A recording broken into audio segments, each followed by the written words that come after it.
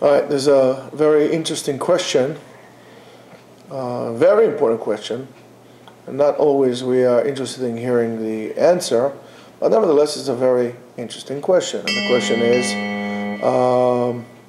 how free are you? I mean, we all think that we are free, but we need a certain index to see how and if we are free at all.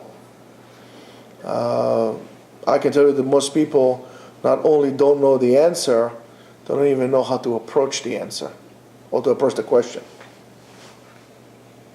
I mean, if you think about it.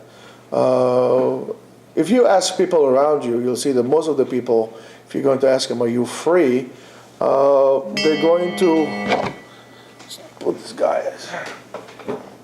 Most of the people are going to tell you other questions. Instead of answering the question, they're going to bombard you with a whole series of questions. For example, what is freedom altogether? What do you mean by that? What freedom are you talking about? In which field or in which topic? They will tell you, is there really an objective determination to what freedom is? And all kind of other questions and so on and so forth, which are very kind of wiggly questions, which basically legitimize the effort of basically avoiding the question. They're not going to answer you, they're going to avoid it. But the truth is that that question, there is a very direct answer, and it will take a few minutes, and if you want, you could try it, and you could see within a few minutes really how free you are or how free you're not, and then at that point you are done with your excuses, and there will be time for you to start acting upon it if you want. But you should know, you should at least know the truth. As they say, we'll put a disclaimer. As they say, don't do this at home. This was done by professionals. Right? It's a disclaimer. You should know that, I don't know, I forgot who said that, but whoever said that a person was never deceived by others as much as deceived by himself. So you should know that. So in such situations like we are about to engage right now, people always have the tendency to round corners, to not really deal, to cut corners, to round them up, to find different loopholes and so on and so forth. And research says that very few people really choose to tell themselves the truth. Even if it's questions that, or answers that nobody would know. You're doing some kind of like an online test and nobody would know who you are and so on and so forth. Believe it or not, you're always going to find lying to yourself. Most people lie to themselves about questions that, nobody would know, but they keep on lying to themselves. And most of the people would choose to push to the side and really oppress the truth rather than to deal with it. So if you want to do that, I'm just telling you, that's the disclaimer. If you want to really engage in that, you really have to tell yourself the truth, all the truth, and nothing but the truth. If you want this so-called short test to give you an indication of your freedom. So there's 2 stages for that. So first of all, you should write all the most important things that exist in your life, in all subjects, in all areas. Work, family, etc., etc., etc. So that's the first thing. And regarding to everything from that list, you need to ask yourself few questions. Question number 1, how many alternatives do you have today if what you have will stop or will vanish without prior notice? For example, let's say you have a job, right? All of a sudden your job ends, you're fired, or without notice, without reason, or they close the company or something like this. How many alternatives do you have? Okay? The second one is, how long would it take me to reach the point or the stature or the position that I am right now, from the moment that thing stopped? Argument's sake, let's say a person is making $100,000, right? How long would it take me if my $100,000 stopped today to make again $100,000?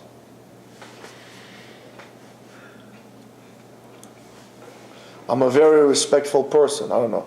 I'm a rabbi of 500 congregates in the, and all of a sudden, I'm being removed from my position. I became a nothing. Nobody knows who I am anymore.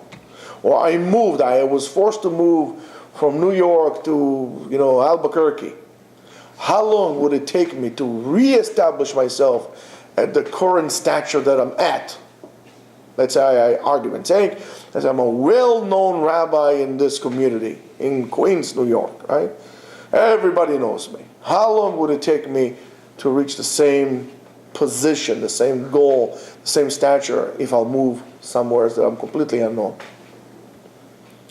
So that's a very good two questions to ask. So the answer is like this. In any area, in any field in which you find yourself, that you have many alternatives that are accessible, you're a free man. In other words, not that you have it in the future. So I won't do this, so I'll go there. Argument's sake. Let's say I live in a one-horse town, as they say, right? There's one grocery store there. So all of a sudden the grocery store closed, so I have a problem. But here, so they close the store, so I can go to this store, I can go to that store, I can go to this store, right? There are many options. So in that field that you called yourself right now as important to you, if that stops, how many alternatives you have? The more alternatives, the more free you are. No alternatives, you have a problem. Okay? In any field that you find,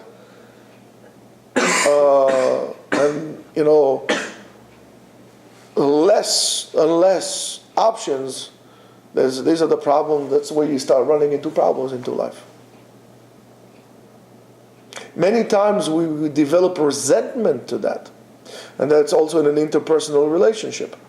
Argument's sake, let's say a person get married. Okay, so I'm not saying a person should divorce, but if I say, my life is only this and this and this and this, so therefore you're in a very tight situation that maybe could develop into resentment. You say you're gonna resent that person that you're with. If you said, listen, I can marry other people, but I choose to do that, so you're actually going to learn to appreciate what you have. But that goes to your work as well.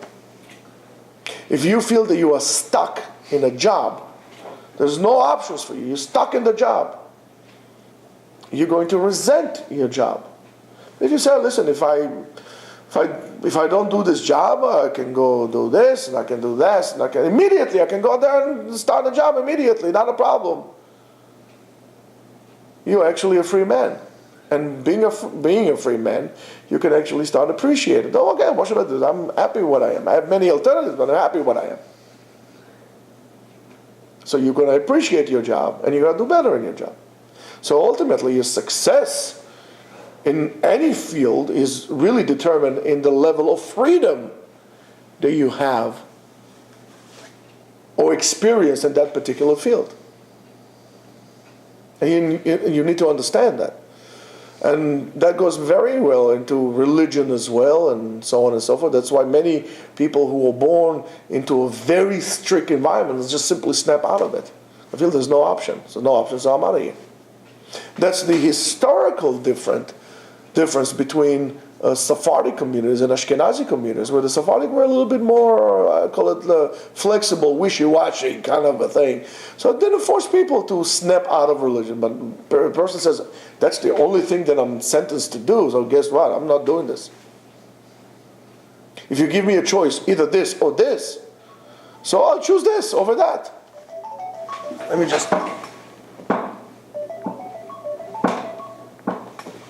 Okay. All right? And that's for any jobs, right? So how long would it take you, if you get fired from your job, to find a new job that will give you the same income and so on and so forth? Did you create appropriate relationships in your jobs that are going to, you have the ability to form a relationship of that matter? There will be, how long would it take you to recreate those relationships in a new place?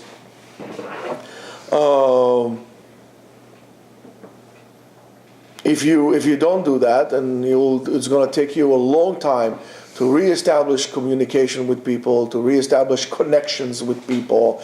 Your networking, you're lacking on your networking, and to start this whole networking business will take you a long time. You're really closed within your job. You're basically feeling enslaved, or to any issue like this. Now, let's say, for example, you have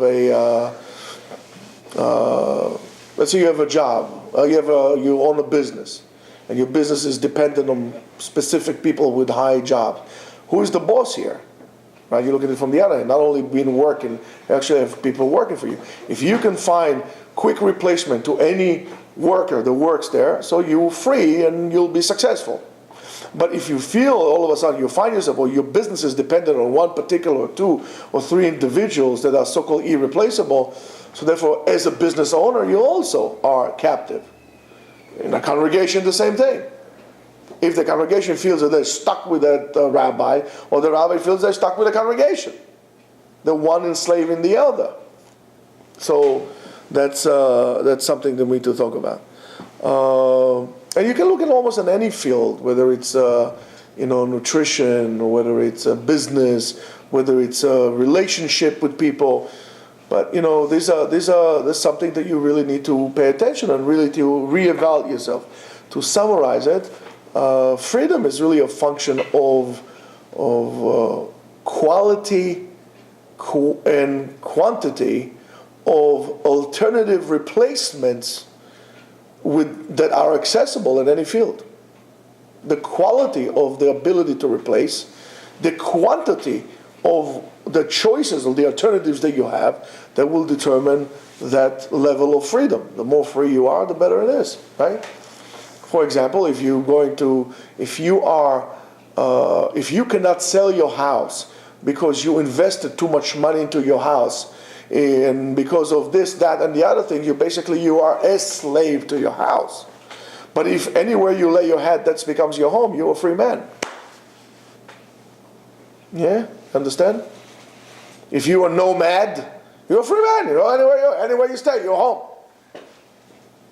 Every place you stay, you make it your home. That's your home. So you are more free to do what you want, and that is a whole topic altogether. When people don't leave places even though things become bad, because they become enslaved to the place. The best example for that is Egypt. When the Jews were in Egypt, they were enslaved. They couldn't see themselves out. There was no other options, so they stayed there. And if you don't have the second one, if you don't have any alternatives, and you still feel free, say, I don't have any alternatives, but I feel very free, you should know that most likely you're living in an illusion, and it's very recommended that you wake up and you force a change or transform a change before it's going to be way too late, because you're not free. And then when you wake up, it's going to be very late. So the conclusion is very simple. If you want to be free, make alternatives. People say you should have not only a plan A, you should have a plan B. And I say, well, the alphabet has about 26 letters. So why just stop there? Make a plan A, B, C, all the way to W, X, Y, Z. Then you're free to go, do whatever you want. And I think ultimately you become happier and less stress, because you have less anxiety. If you look at an animal in a zoo, it has an ADD, it's spinning around because it's locked in, there's nowhere to go. But you never see an ADD animal, in nature. In the Kalahari, you don't see a lion who's spinning around in circles. And that's exactly what we are. We're building a zoo, we're building a prison to ourselves. and we are imprisoning ourselves. So before you wake up and you realize that way too late, give yourself other options. Have a great day.